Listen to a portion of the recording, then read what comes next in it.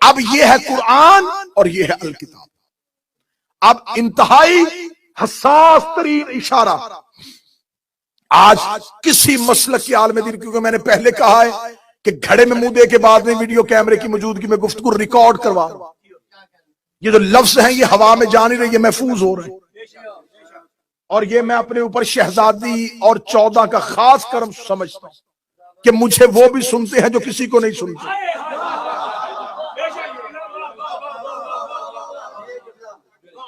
ठीक नासिर भाई, मैं ठीक कह रहा हूं।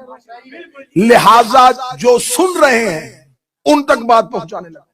किसी मसलक के मौलवी से पूछो, ये जो कुरान हमारे घरों में है, अल्लाह का कलाम है, वही से उतरा है, नबी पे उतरा, ये हम सब शियों का यकीन। हमें सिर्फ इतना बताओ, ये कुरान उस सूरत में है जैसे नाज़िल हुआ था? मैं नौजवानों और बच्चों के लिए फिक्र और सोच लेके आया हूं इस मुश्किल तरीन दौर में, जहां इस टॉपिक पे कोई बात करने को तैयार नहीं। क्योंकि कुरान ये कहता है कि लोग जिस चीज से जाहिल होते हैं उसी का दुश्मन हो जाते हैं। क्योंकि हमारे मुआशरे में आम तासुर ये पाया जाता है, मैंने तो पहले कभी नहीं सुना। कोई बात सुनाओ, मैंने तो पहले कभी नहीं सुना। भाई तूने नहीं सुना, कसूर तेरा है, तू अपना इल्म बढ़ा। लिहाजा ये जो कुरान हमारे घरों में है, ये वैसे ही जैसे आया था। अगर ये वैसे ही है तो पहली आयत आपके बकौल आई थी, इकरा बिस्मिक। इस आयत पे भी एक मजलिस हो सकती है, पढ़ अपने रब के नाम से।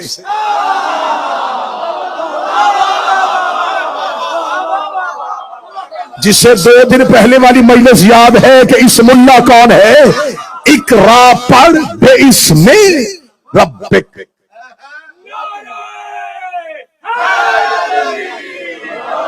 पढ़ अपने रब के, पढ़ अपने रब के नाम से। जिम्मेदारी ये 2-4 लोगों की है, बात खोल ही नहीं, सिर्फ तर्जमा पढ़ने लगा। पढ़ अपने रब के नाम से जिसने खल्क किया। कहां चले गए वो लोग जो फजाइल अली पे हाथ उठाते?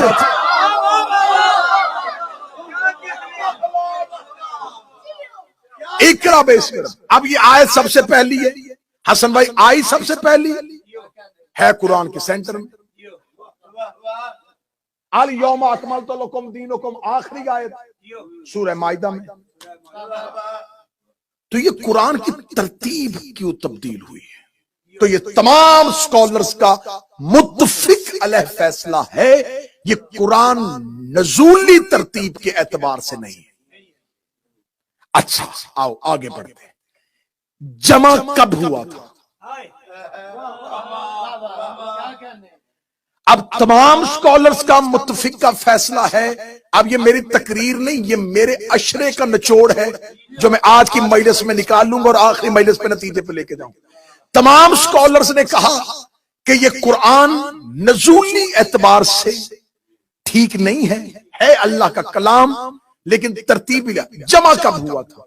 कहते जी ये दौरे रसूल में जमा नहीं हुआ था, बाद में जमा किया गया। उतरा किस पे था? रसूल पे।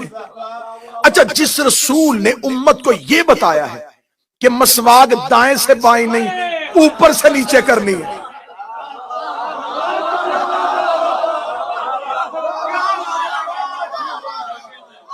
मैं इन बच्चों के लिए पढ़ रहा हूं। जिस रसूल ने बताया था कि दाढ़ी मुट्ठी के अंदर होनी चाहिए, जिसने इतने बारीक बारीक शरीयत के मसले उम्मत को बता दिए, जो अहम काम था कुरान जमा करना, वो किया ही नहीं। उतरा रसूल पे था, जमा उम्मत ने किया।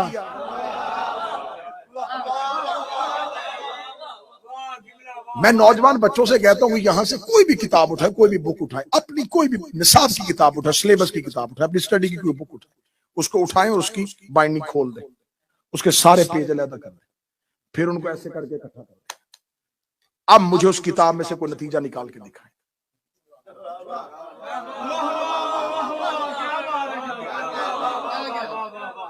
अब पढ़े से पढ़े टीचर से जाके कहो कि इसमें से मुझे पढ़ा, वो देखेगा ये क्या हुआ है,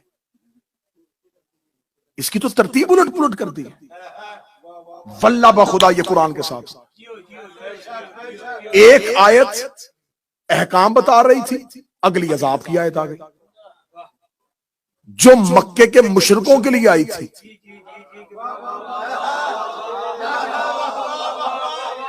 वो आयत मदीने के सूरतों में कैसे आ गई? तो आज जो कुरान का एक तरतीब, जो कुरान का सीक्वेंस खत्म हो गया, वो किस वजह से खत्म हुआ? तरतीब उल्टा दी। क्यों उम्मत ने? अब उम्मत के पास कुरान उस हालत में है ही नहीं।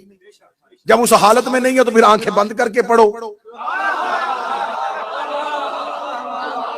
भाई मैं ठीक है, 95% मुसलमानों ने कुरान आंखें बंद करके पढ़ा, झूम झूम के पढ़ा। क्यों तरतीब? आज कोई गैर मुस्लिम के वो अपनी बुक लेके आओ जो तुम्हारे अल्लाह की किताब, वो जब उसको पढ़ना शुरू करेगा, वो क्या है? आदम की बात होते होते ये नीचे यहूदियों के ऊपर अजाब की बात हो गई, ये नीचे साथ ही चौपायों का हुक्म कि जानवरों को कैसे रखना है, ये सारी अहकामात खराब कैसे? कोई भी पढ़ा लिखा बच्चा जिसको स्टडी से कोई दिलचस्पी है, वो कभी भी अपनी किताब के पेज उलट पुलट नहीं करेगा। हाँ, एक जगह पे ये चीज मंजर नजर आता है कि मेरे पास कुछ कीमती कागजात थे, मैंने रखे हुए थे, छुपाए हुए थे। एक शख्स ने वो चुराए, वो उनमें से अपनी मर्जी का कागज निकाला, ऊपर से मैं आ गया, उसने इकट्ठे किए।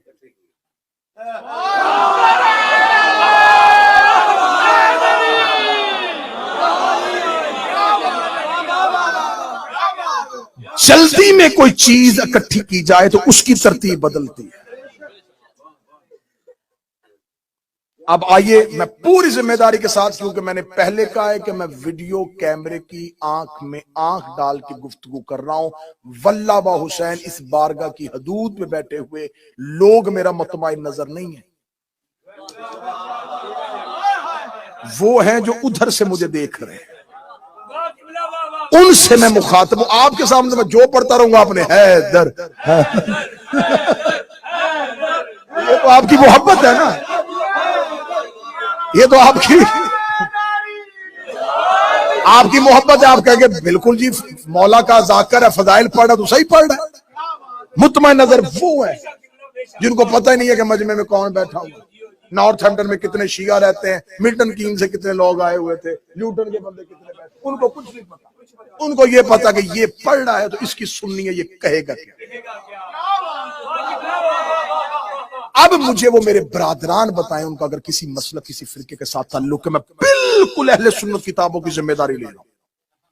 तमाम किताबों में लिखा है ये कुरान नबी जमा करके नहीं गए थे, नबी के बाद पहली खिलाफत के दौर में भी ये जमा नहीं था। जब दूसरी खिलाफत का दौर आया, अब ये तमाम वाकया शिया किताब से नहीं, अहले सुन्नत लिटरेचर से पाया। जब दूसरी खिलाफत का दौर आया तो एक जंग हुई थी, जंग यमामा। वहां पर मुसलमानों के, अब अहले सुन्नत तरीका थी कि बहुत से हुफ्फाज जिन्होंने कुरान हिफ्ज किया हुआ था, वो सहाबी शहीद हो गए।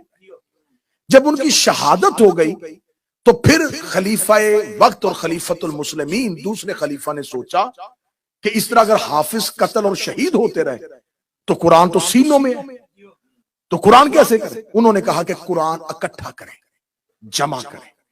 अहले सुन्नत तरीक कहती है कि उन्होंने एक सहाबी की ड्यूटी लगाई कि तू कुरान जमा कर, जिसका नाम था जैद बिन साबित। जैद बिन साबित से कहा तू कुरान जमा कर। अब क्योंकि मेरे अहले सुन्नत बरादरान जो है वो सिर्फ तारीख पढ़ते हैं, इसका ऑपरेशन नहीं करते, ड्यूटी और लगाई है हमारी मौला ने। अब आप यहां पर रुके कि जैद बिन साबित ने, ये बच्चे जो हैं आप किताब ना पढ़ सके, आप विकिपीडिया पे चले जाइएगा कि कुरान जमा किसने किया, वो बता देगा जैद बिन साबित ने। जैद बिन साबित कौन था वो हम बताते हैं। जैद बिन साबित का ताल्लुक खजरज कबीले से था। इसकी मां का नाम नौरा था। ये खानदान मालिक के साथ इसका ताल्लुक था। अब मैं बताऊंगा कि वो अगला शजरा कहां जाएगा। ये जैद बिन साबित मक्के का रहने वाला था ही नहीं, ये मदीने का रहने वाला, ये अंसार था। जब रसूल ने मदीने हिजरत की, इसकी उम्र 11 साल थी। इसने मक्के में उतरती आयतें देखी नहीं। अब मेरी तकरीर का जो अगला पार्ट है, इसका दाद के साथ ताल्लुक ही नहीं, क्योंकि आप इसमें दाद नहीं दे सकते। आप इसको बिल्कुल खामोशी से भी सुनेंगे तो मुझे कबूल है, लेकिन ये बातें महफूज करने वाली। जैद बिन साबित अंसार था, खजरज कबीले का था। जब रसूल ने हिजरत की तो 11 साल का था। जब इसको कुरान जमा करने पे मामूर किया गया, तो अब मुझसे पूछे कि जब ये थाई अंसार था और इसकी इतनी ज्यादा कोई इसकी काबिलियत भी नहीं थी, इसे कुरान जमा करने के लिए क्यों लगाया गया? इसके पास कौन सी ऐसी चीज थी? वो इसकी चीज जो है, वो इसका क्रेडिट जो मैं बता देता हूं कि क्यों उसको रखा गया। सकीफा में सबसे पहले अंसार की तरफ से खलीफा के हाथ में इसने बैत की थी। दो कबीले थे, औस और खजरज, दोनों आपस में लड़ रहे थे अंसार के कि हम चाहते हैं कि खलीफा रसूल के बाद हम में से हो। खजरज कबीला बहुत बड़ा था। इस जैद बिन साबित ने आगे बढ़ के पहले खलीफा के हाथ पे बैत की कि सबसे पहले मैं तेरी बैत करता हूं अपने कबीले की तरफ से। इसने बहुत ज्यादा खानदान की मेजॉरिटी की नुमाइंदगी करते हुए खलीफा की बैत की थी। तो यह है खलीफा की आंख का तारा। आज तक दस्तूर है, आज भी दस्तूर है। इस तरक्की याफ्ता मुआशरे की घुटन में भी यह शऊर आज भी है कि जो हुकूमत साजी में ज्यादा किरदार अदा करे उसे वही अहम ओहदा दिया जाता है। जो हुकूमत बनाने में ज्यादा किरदार अदा करे उसे उस किरदार साजी की वजह से सिला अहम सीट दी जाती है। अब उसने पहले खलीफा की बैत की थी। दूसरा सुनो मेरी कौम के बच्चों, इसने 3 खुलफा की बैत की है। इसने मौला अली की बैत नहीं की थी। इसे उस्मानी कहा जाता था। अब इसको बनाया है कुरान जमा करने के लिए। अब मेरा मुसलमानों से सवाल है, जब ये कुरान जमा कर रहा था, मिकदाद कहां था? हजरत अब्दुल्ला इब्ने अब्बास मुफस्सर कुरान वो मौजूद, हजरत मिकदाद मौजूद, हजरत अमार यासिर मौजूद, हजरत अब्दुल्ला इब्ने मसऊद मौजूद। हद हो गई है, वो सहाबी अभी जिंदा था जिसके लिए नबी ने कहा था अबू जर से ज्यादा सच्चा जमीन पे है ही कोई नहीं। अबू जर से कुरान जमा नहीं करवाया, मिकदाद से नहीं लिया, अम्मार से नहीं लिया, अब्दुल्ला इब्ने अब्बास से नहीं लिया, अब्दुल्ला इब्ने मसऊद से नहीं लिया। छोड़ो यार, ये सारे अली के मानने वाले थे। अशरा मुबशरा जिंदा थे। अहले सुन्नत की किताबों में 10 सहाबी जिन्हें नबी ने जिंदगी में जन्नत की बशारत दी थी, बशारत वाले सहाबा के होते हुए 21 साल के लड़के को कहा कुरान जमा कर।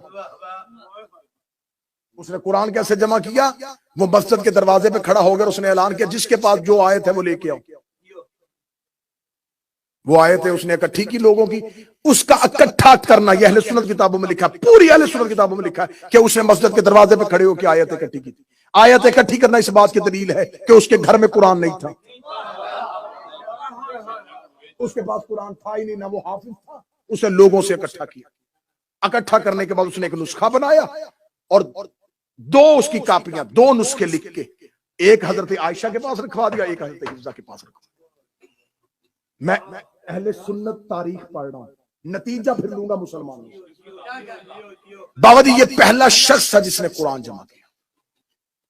उस वक्त मुमलकत इस्लामिया, सल्तनत इस्लामिया फैल रही थी, फतूहात हो रही थी। कोई लश्कर ईरान जा रहा था, कोई इधर जा रहा था, कोई। ये दूसरी खिलाफत के दौर में ज्यादा फतूहात का सिलसिला हुआ, फौजें भेजी गई। जब तीसरी खिलाफत का दौर आया तो आर्मीनिया और आजरबाईजान में जब गई हैं मुसलमानों का लश्कर, तो वहां से कुछ असहाब जो बसरा और यमन मुंतकिल हुए थे वो मदीने पहुंचे। जब वो मदीने आए तो उन्होंने जब जमा किया हुआ कुरान देखा तो उनके पास जो आयतें थी जो उन्होंने अपने दौर में नबी से ली थी और लेके बसरे और यमन चले गए थे। उन्होंने जब वो निकाल के देखी तो वो इस कुरान में है ही नहीं। उन्होंने मदीने में शोर कर दिया कि ये कुरान किसने जमा किया। भाई हम बुजुर्ग तरीन सहाबी हैं, हम मदीने में रहते थे नबी के पास, फिर हम चले गए थे बसरा और यमन, दूसरे मुल्कों में चले गए थे। हमारे पास तस्दीक शुदा आयतें हैं, तुम्हारे वाले कुरान में नहीं। लिहाजा हजरत अब्दुल्ला इब्ने मसूद मौला अली के खास नौकर ने फिर एक कुरान जमा किया। वो जो बाहर से आए थे उन्होंने लहदा कुरान जमा कर लिया। जब मुख्तलिफ कुरान आने शुरू हो गए तो फिर तीसरे खलीफा ने कहा छोड़ो भाई, इस तरह तो बहुत ज्यादा कुरान हो जाएंगे, जिस तरह तौरात और अंजील की बहुत ज्यादा कॉपी है। लिहाजा इससे बचने की एक ही सूरत है, एक कमेटी बनाई जाए जो कुरान जमा करे। ये आखिरी जमा करदा कुरान था, उसके बाद फिर दोबारा आज तक उसी कुरान की ही कॉपियां बन रही। वो जो कुरान जमा किया गया उसके लिए कमेटी बनाई गई। कमेटी के बैठे 3 मेंबर। पहला जैद बिन साबित, वही शख्स, उसे ही दोबारा कमेटी का चेयरमैन बनाया गया क्योंकि पहला कुरान इसने जमा किया था, ये करेगा। दूसरा कमेटी का मेंबर बनाया गया अब्दुल्ला इब्ने जुबैर, तीसरा अब्दुल रहमान बिन हारिस, चौथा तीसरा सईद बिन अल आस। ये 3 अलहदा और जैद बिन सईद आस, अब्दुल्ला इब्ने जुबैर, अब्दुल रहमान बिन हारिस, ये 3 मेंबर और जैद बिन साबित इनके ऊपर चेयरमैन। ये 4 लोगों ने बैठ के बंद कमरे में कुरान जमा किया और आज 1445 हिजरी तक उन्हीं का जमा करदा कुरान कापियों की सूरत में। अब मुझसे पूछो वो 3 बंदे कौन थे। सबसे पहले का नाम मैंने लिया अब्दुल्ला इब्ने जुबैर। ये पहले खलीफा का नवासा था। मैं संजीदा तरीन बात कर रहा हूं। मैंने आपसे वादा किया था कि मैं कुरान का कत्ल पढ़ूंगा। ये मजलिस रिकॉर्ड हो और जो भी रिकॉर्ड करके इसे सोशल मीडिया पे अपलोड करे, मैं उससे गुजारिश करूंगा इसका टाइटल दे कातिलाने कुरान कौन।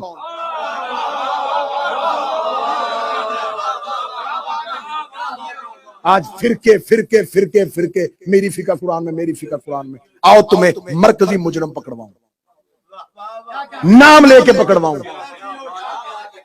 मेरी मजबूरी है, मेरा पेशा शिया नहीं, मेरा मजहब शिया है।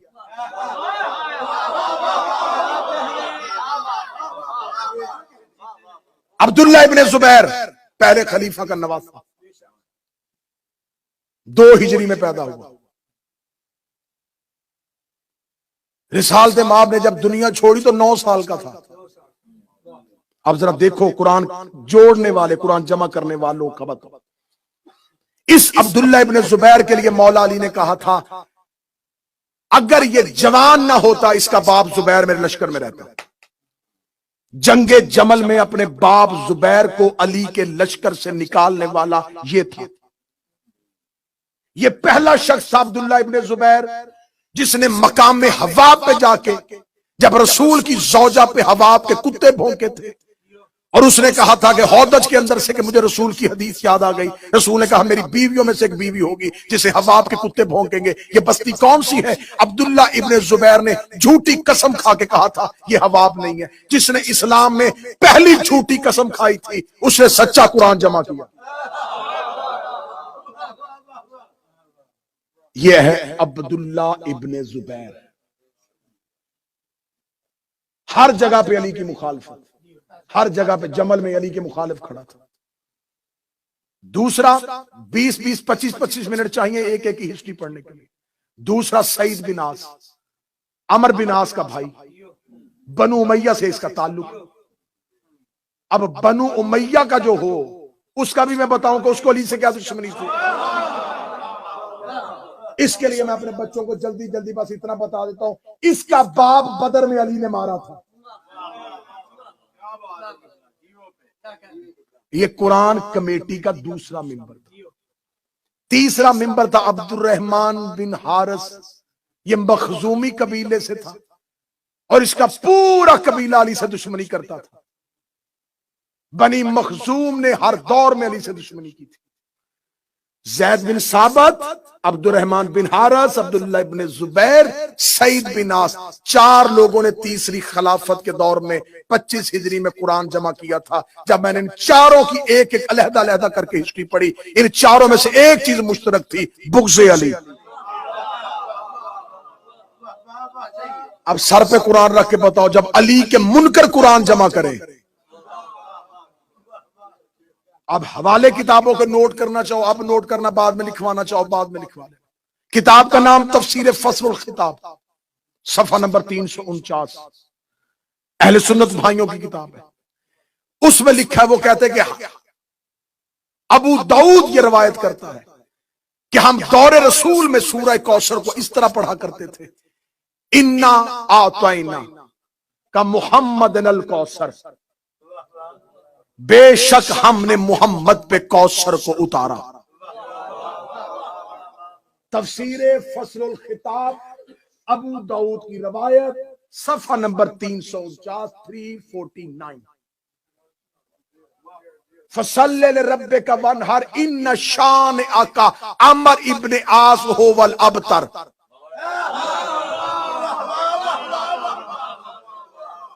नाम था अमर इब्ने आस का इस सूरत के अंदर। अबू लहब का नाम तो है, तब्बत यदा अबी लहबिम व तब, अल्लाह कहता है अबू लहब तेरे हाथ टूट जाए, क्योंकि अबू लहब के ऊपर इन्होंने रखा हुआ था ये हाशमियों के खानदान का है, उसका नाम नहीं निकला और उमवी का नाम निकल गया। दूसरा हवाला नोट करो, तफसीर अबू हमजा समाली, मेरे मजहब जाफरिया की सबसे मुस्तनद तफसीरुल मिजान, बिहारुल अनवार अल्लामा मजलसी की, शजरा तूबा, 19 शिया मुस्तनद किताबों के हवाले। अबू मसूद मौला अली का खास सहाबी रवायत करता है, हम दौरे रिसालत में आया बल्ल को इस तरह पढ़ते थे, या अय्यो रसूल बल्लिग मा उनज़िला अलैका मिन अली इब्ने अबी तालिब। ए रसूल पहुंचा वो हुक्म जो हमने अली की सूरत में तुम पर नाज़िल किया। मैं कुरान की कितनी आयात ऐसी बताऊं जो शिया और सुन्नी किताबों में लिखी हुई है। फिर तफसीर सालबी और बिहारुल अनवार 2 किताबों का हवाला और लिख लो, दोनों किताबों में लिखा हुआ है। मैं फोन इसलिए मिंबर पे रख के बैठा हूं, इसके अंदर मैं पेज स्कैन लेके आया हूं, सौदा नकद। तफसीर सालबी और बहारुल अनवार में लिखा हुआ है कि जो कुरान की आयत है, इन्नल्लाह अस्तफा आदम व नूह व आले इब्राहीम व आले इमरान। सहाबा कहते हैं हम नबी की जिंदगी में इस आयत को इस तरह पढ़ते थे, इन्नल्लाह अस्तफा आदम व नूह व आले इब्राहीम व आले इमरान व आले मुहम्मद अलल आलमीन। हम इस तरीके से पढ़ा था। राग़िब इस्फहानी की किताब मुहाजिरात अहले सुन्नत किताबों के हवालों के साथ है कि नबी की ज़ौजा हजरत आयशा कहती हैं कि मेरे पास कुरान की कुछ आयात पत्तों पे लिखी हुई थी, जिसमें आयात रजम भी थी। हम रसूल की तीमारदारी को गए थे, वो मेरे तकिए के नीचे थी, जो एक बकरी खा गई और फिर ना मिली। कुरान तुम्हारा, बकरी खा गई, 40 वाला हमारा।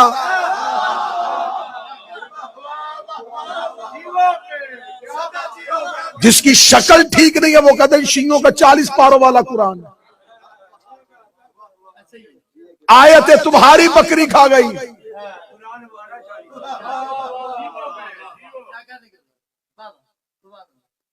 तो हम तहरीफ कुरान के कायल नहीं है।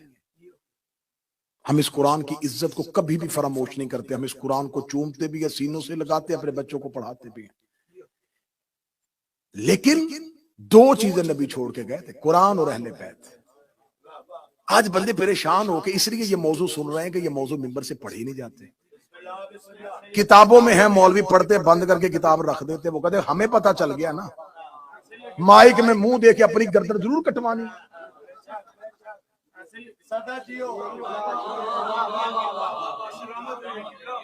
क्यों करें? लिखा सारी जगहों पे है, पढ़ते नहीं है। लिखने वालों ने लिख दिया, वो चले गए दुनिया से। उनका काम लिखना था। बस जुर्म ये हो गया कि लिखने वाले बोल नहीं सके। हमारे मिंबर के साथ जुल्म ये हुआ कि लिखने वालों को बोलने किसी ने नहीं दिया और बोलने वालों को पढ़ने किसी ने नहीं दिया। ऐसे ही मक्खी पे मक्खी मारी गई, ठीक है जो है बस उस तरीके से चलता जाए। हम इस कुरान की इज्जत के कायल हैं, लेकिन जब उम्मत, अब आज बंदे परेशान हो गए, मुझे कहा जी उन लोगों ने कुरान तब्दील कर दिया। वो जब लोगों ने अहले बैत तब्दील कर दी, खिलाफत छीन ली, तो रसूल के बाद शबे खून सिर्फ अहले बैत पे नहीं कुरान पे भी मारा गया।